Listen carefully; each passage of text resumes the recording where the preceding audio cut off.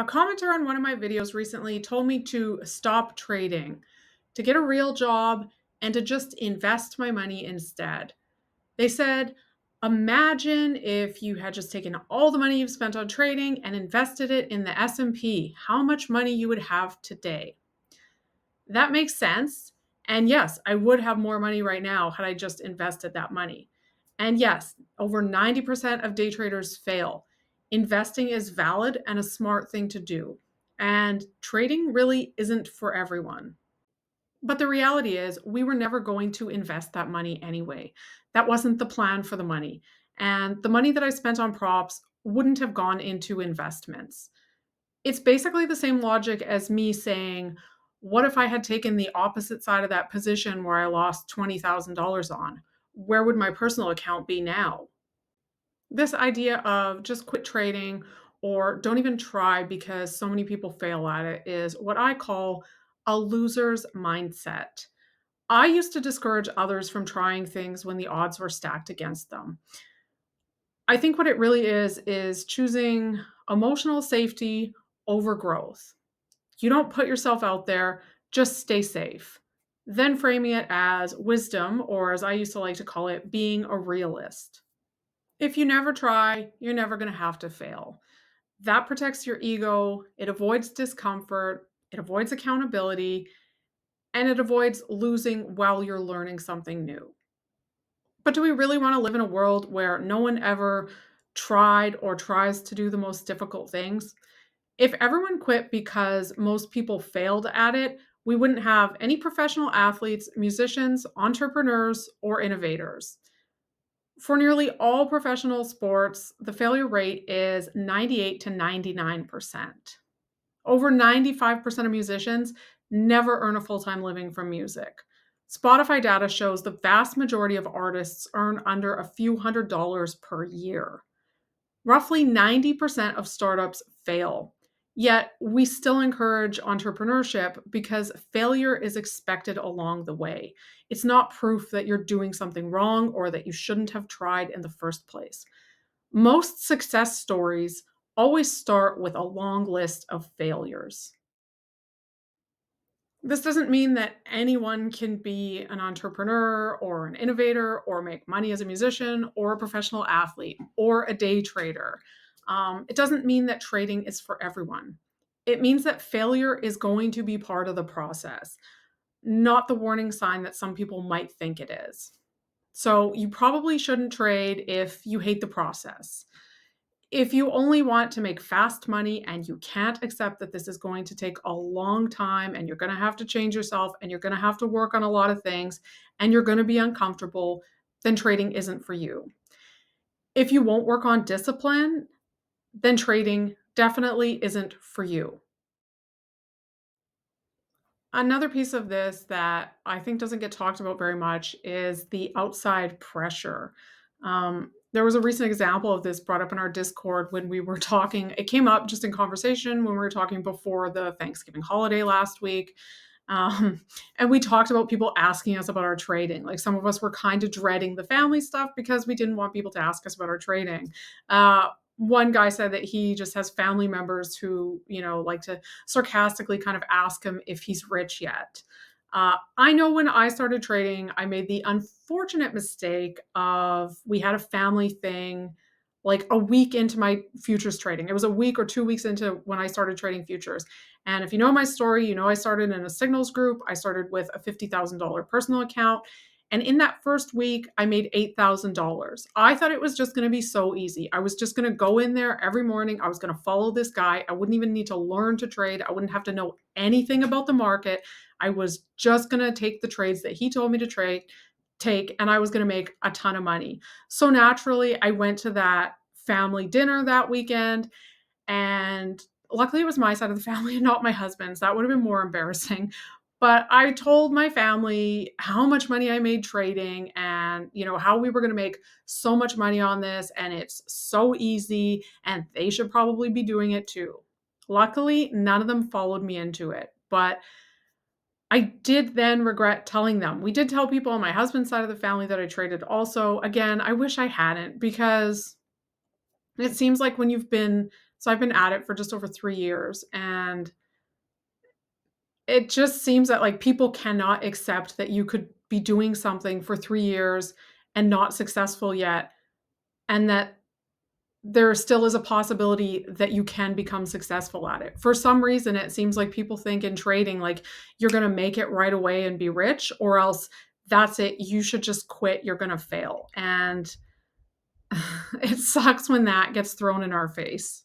In trading, we are often expecting results before the process, and I think other people are also also expecting us to have results before the process plays out. Um, Most people can only understand the outcomes. They don't see the learning curves. They don't respect invisible effort. I know people do not respect my trading time because I'm not making money at it. So, like, to them, if somebody wants me to go out or do something during my trading window and I say, "No, that's my trading time," they kinda scoff because I guess to them it feels like I'm prioritizing this hobby or this stupid thing that I do that I'm never gonna succeed at, so I guess they think my trading should be on the back burner, that everything else should come before trading, and trading should just be something I do when I have time for it occasionally because, like a struggling musician, I'm never gonna make it. Um, Trading seems to make this worse because it involves money. It seems like people can have more opinions or stronger opinions on it because money is involved. I think that people are just really expecting the payoff before they're gonna respect our process at all. And when you try to, don't even bother, but just don't tell people in the first place that you're trading. But if you have, I don't know, lie and say you've quit. Just lie and tell people you've quit trading. I think that's really the best way to go about it because um, I can't describe, like, uh, when I try to describe my progress that I've made in trading to people who don't trade, it sounds crazy and it sounds like I haven't made any progress at all. Like, they're just like, "Are you making money yet?" "No." "Okay, you're failing." I can't say, "Well, I used to, take this long to pass a prop firm eval and get a funded account, and now I can consistently pass them and get funded accounts." And I can't say, "I used to blow those funded accounts right away, and now I've stayed in the same one for 3 months." I think it would come back to like, "Oh, so you make money off of it now?" And I'd have to say, "Well, I've, taken about $800 in payouts from it." And then that looks like, well, if you've only taken $800 in payouts in 3 months, you're wasting your time. What are you doing? So, I don't think that we can ever expect others to understand the progress that we're making in our trading. Why do people not like us doing this? I think that other people project their fears. Watching something pursue something so uncertain is uncomfortable.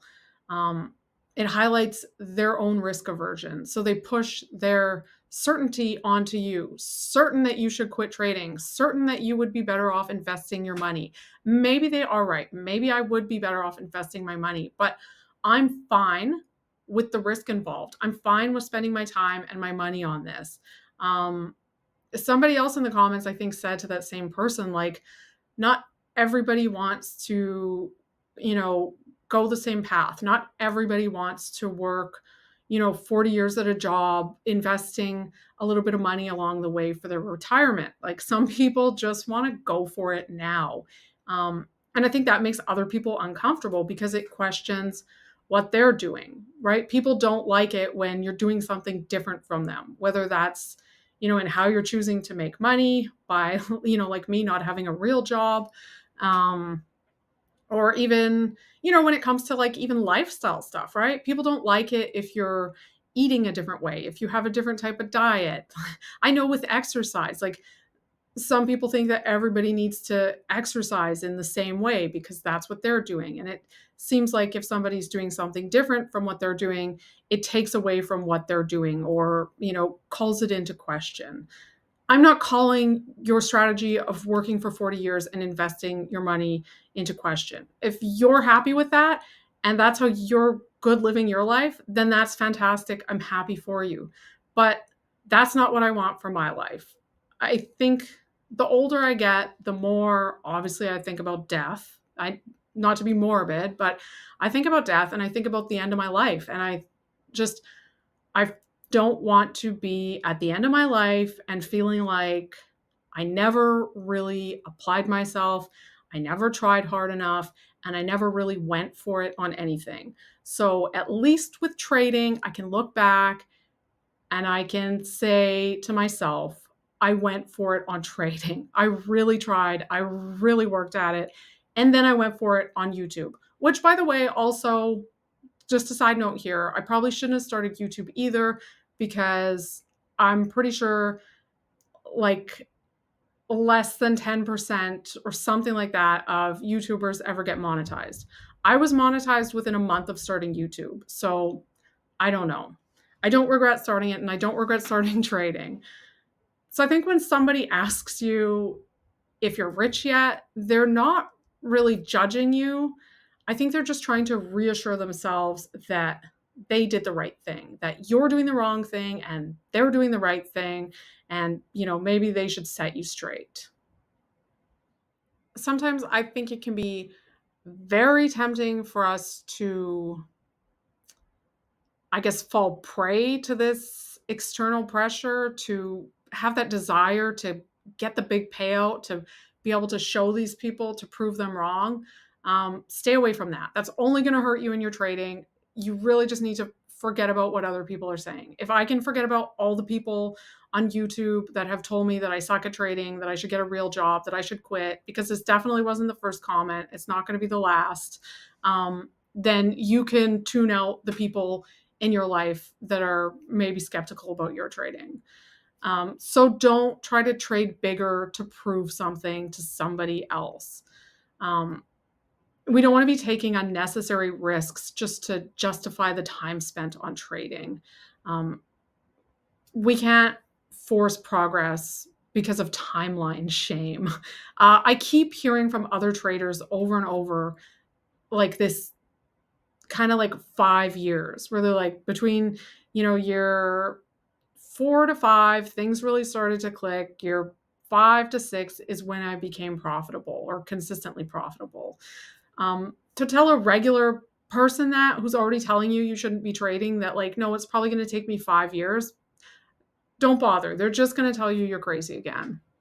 Nothing's going to wreck your discipline faster than trying to live up to or meet someone else's expectations of your trading.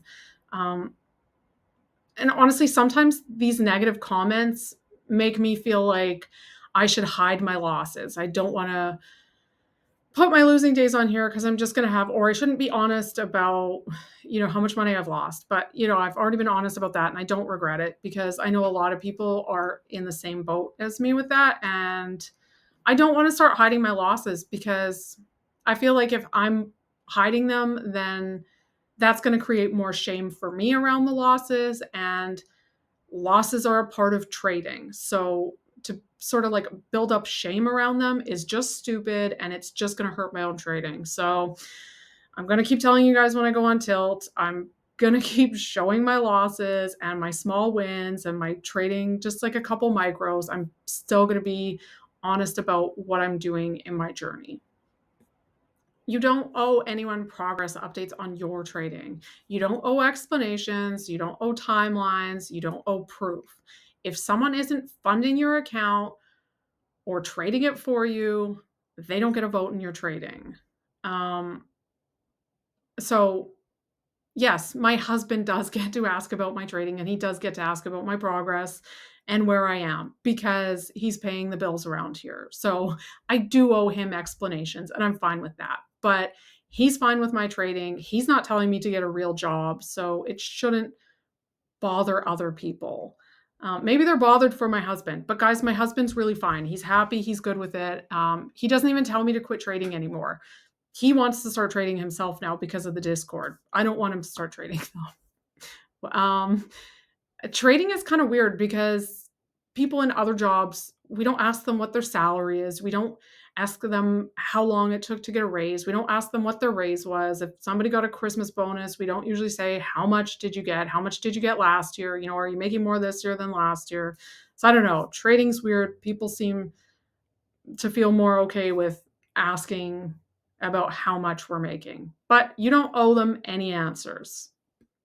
I guess to sum it all up, reckless gambling is a bad idea. Structured skill building is not.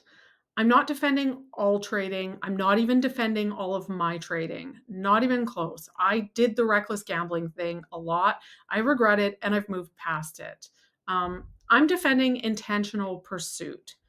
Choosing something hard doesn't make you reckless. It means you're willing to be bad at something long enough to get better. All right. I hope you enjoyed the video. Yeah, if you feel like you have outside pressure on your trading, let me know in the comments. What do you tell people when they tell you to just invest? Or what if you had invested your money? Maybe you guys also not being on YouTube, it's probably not so public how much money you've lost. So maybe you don't even have to deal with this. All right. I hope you have a great weekend and I'll see you back on Monday.